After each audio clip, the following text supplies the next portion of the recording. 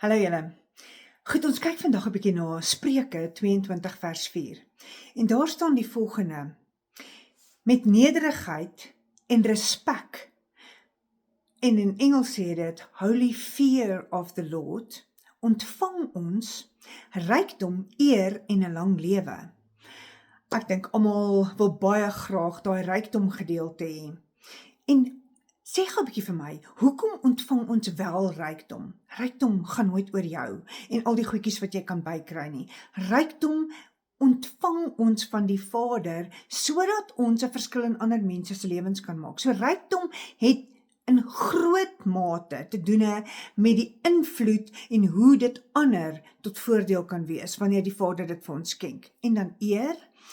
Wanneer ons eer van hom ontvang, dan reflekteer ons dit terug na hom toe, want dit wys net sy goedheid en grootheid oor ons lewe.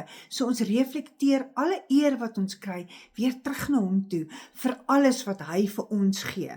En die laaste een is dan 'n lang lewe. Wanneer ons 'n lang lewe van ons ontvang, is dit fantasties, want dit gee ons die geleentheid wanneer ons gesond is en ons het hierdie rykdom wat hy ons gee en eer, dan kan ons ander nog steeds verryk deur ons lewens. En dan wil ek jou gou sê, probeer 'n bietjie om iemand vandag of in hierdie week met ietsie te verras.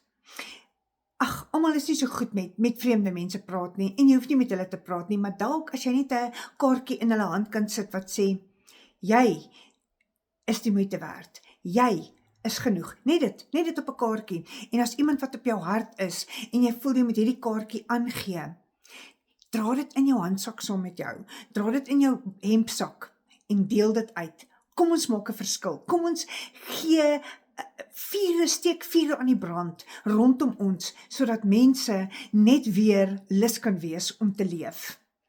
Ek wil graag wat jy gaan doen, tot volgende keer.